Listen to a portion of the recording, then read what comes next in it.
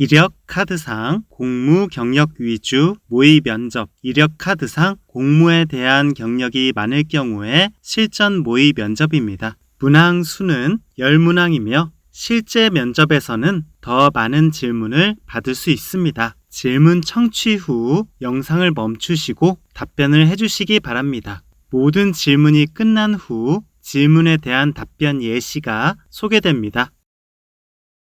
안녕하십니까? 토목시공기술사 0-0 수험생입니다. 자리에 착석해 주세요. 긴장하지 마시고 편안히 답변하시기 바랍니다. MCX 기법에 대해 설명해 보세요.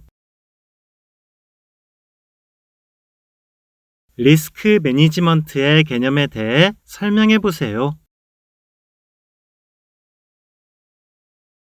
실무에서 리스크에 대응했던 사례에 대해 소개해 줄 수 있습니까?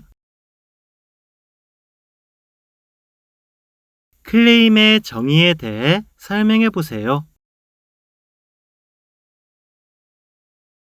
발주처에 클레임을 제기할 일이 생겼을 때 클레임 전 준비 절차에 대해 설명해 보세요.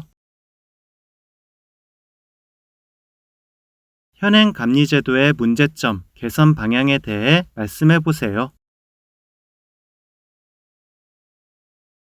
CM 제도에 대해 설명해 보세요. BTL 사업 방식에 대해 설명해 보세요. VE의 개념에 대해 설명해 보세요.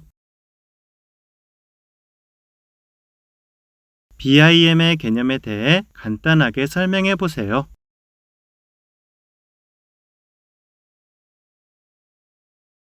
MCX 기법에 대해 설명해 보세요. 네, 교수님 질문에 답변 드리겠습니다. MCX 기법이란 미니멈 코스트 엑스퍼다이팅의 약자로 공정관리상 각 요소 작업의 공기와 직접 비용의 관계를 조사하여 최소 비용으로 공기를 단축하는 기법을 말합니다. 이 MCX 기법은 단축 가능 공기 대비 공기 단축 비용의 기울기인 비용 구배를 고려하여 공기를 단축시키는 개념이며 통상 비용 구배가 작아 공기를 단축시키는데 비용이 덜 드는 작업 순으로 공기 단축을 실시하게 됩니다. 리스크 매니지먼트의 개념에 대해 설명해 보세요. 답변 드리겠습니다. 리스크 매니지먼트는 프로젝트 수행 중 예상되는 위험, 즉 리스크를 분석하고 정량화한 후 이에 최적화된 대응을 준비하므로 예상되는 위험을 사전에 관리해야 한다는 개념입니다. 리스크 매니지먼트는 리스크를 미리 파악하는 리스크 식별, 파악된 리스크를 명확히 이해하는 리스크 분석, 분석된 리스크에 최적 대응하는 리스크 대응, 이렇게 단계별로 수행하게 됩니다.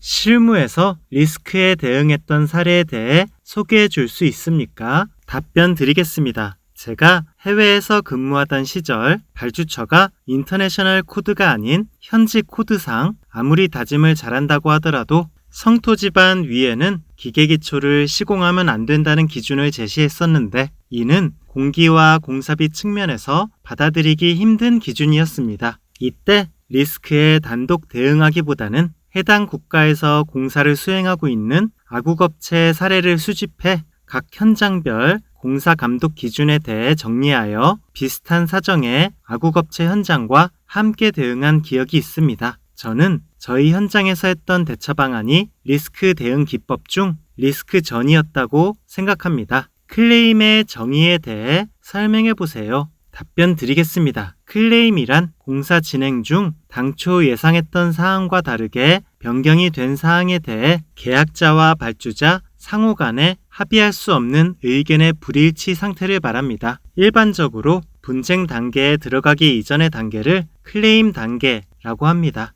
발주처에 클레임을 제기할 일이 생겼을 때 클레임 전 준비 절차에 대해 설명해 보세요. 답변 드리겠습니다. 먼저 클레임을 제기하기 전에 클레임과 관련된 계약 내용과 규정을 면밀히 재검토하고 클레임에 대한 근거 자료를 수집합니다. 그 후 클레임 사안에 대한 청구 금액을 산출하여 클레임에 대한 요구사항을 구체화하고 수집 및 산출한 사항들을 문서화합니다. 이렇게 준비한 클레임 문서를 발주처에 송부하기 전까지가 클레임 전 준비 절차라고 할 수 있겠습니다. 현행 감리제도의 문제점, 개선 방향에 대해 말씀해 보세요. 답변 드리겠습니다. 감리란 원래 정부기관의 지침에 따르면 관계 법령에 따라 위반되지 않게 공사가 이루어지도록 하는 책임을 지고 있는 위치입니다. 즉, 공사 과정에서 법령이나 계약, 시방에 어긋나는 부분이 발생하여 부실 공사를 차치하더라도 법적 책임 문제가 발생하지 않도록 계도하는 성격이 크다고 생각합니다. 기본적으로 법대로, 설계 도서대로 공사가 진행되고 있는지 수동적으로 관리만 하는 입장이므로 감리자 입장에서 프로젝트의 성공을 위한 노력에 대한 동기가 다소 부족하다고 생각합니다. 예를 들어 공기 단축을 추진할 수 있어도 감리자에게는 곧 근무기간 단축을 의미하니 소극적이고 원가 절감을 위한 VE에 관해서도 감리자의 기술적 책임만 더 늘어나게 되니 소극적이 됩니다. 이에 대한 개선 방안으로 책임 감리제도 활성화는 물론 더 나아가서 설계도서대로 공사가 이루어지게 계도하는 의무 외에도 CM 제도처럼 성공적인 프로젝트 수행을 위한 권한과 의무, 또 성공적인 프로젝트에 따른 보상 등의 동기를 더 부여함으로 감리자의 리포지셔닝이 필요하다고 생각합니다. CM 제도에 대해 설명해 보세요. 답변 드리겠습니다. 감리 제도가 품질 관리와 법적 책임 관리에 포커스를 두고 있다면 CM 제도는 발주자의 권익을 극대화하는, 즉 적극적인 사업 성공을 추구하므로 품질뿐만 아니라 공정과 원가에 방점을 두고 있다고 할 수 있습니다. 주어진 예산과 공기 내에 품질까지 부합하는 결과를 도출해내야 하기 때문에 CM은 전문성과 효율성을 두루 갖추어야 한다고 할 수 있습니다. CM의 계약 방식에는 CM for fee와 CM at risk가 있는데 발주자가 적극적으로 프로젝트에 관여하고 다만 기술 자문을 해주는 역할에 그치는 형태가 CM for fee, 발주자의 대리인으로 직접 계약 및 시공까지 맡아 책임과 위험을 CM이 부담하는 형식이 CM at risk입니다. BTL 사업 방식에 대해 설명해 보세요. 답변 드리겠습니다. BTL 방식이란 Build, Transfer, Lease의 약자로 민간 부분이 공공시설을 건설한 후 정부의 소유권을 이전함과 동시에 정부의 임대료를 징수하여 시설 투자비를 회수해가는 방식입니다. BTL 방식은 민간 사업자의 투자 리스크를 덜어주는 SOC 사업 방식인데 만약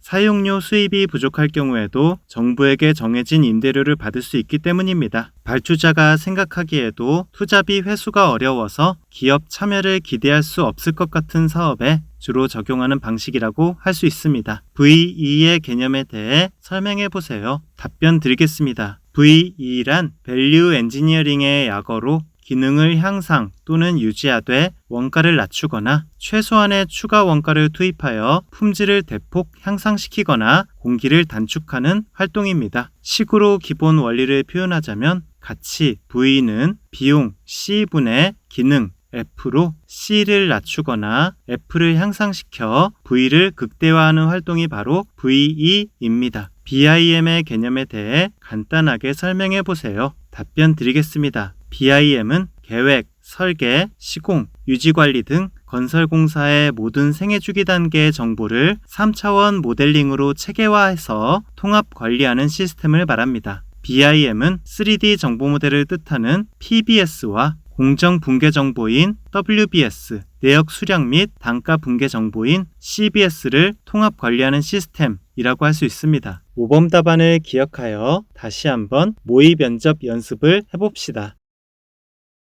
안녕하십니까. 토목시공기술사 0-0 수험생입니다. 자리에 착석해주세요. 긴장하지 마시고 편안히 답변하시기 바랍니다. MCX 기법에 대해 설명해 보세요.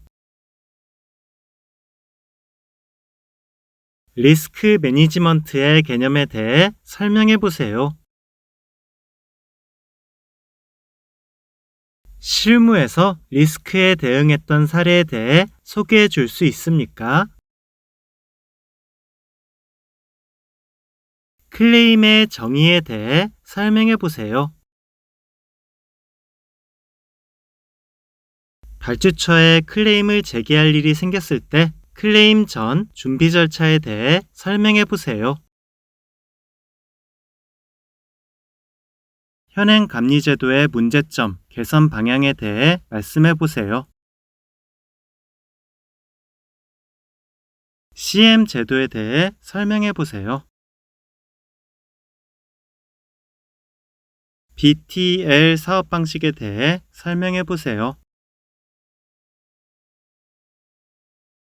VE의 개념에 대해 설명해 보세요. BIM의 개념에 대해 간단하게 설명해 보세요. 긴 시간 수고하셨습니다. 그럼 오늘은 이만.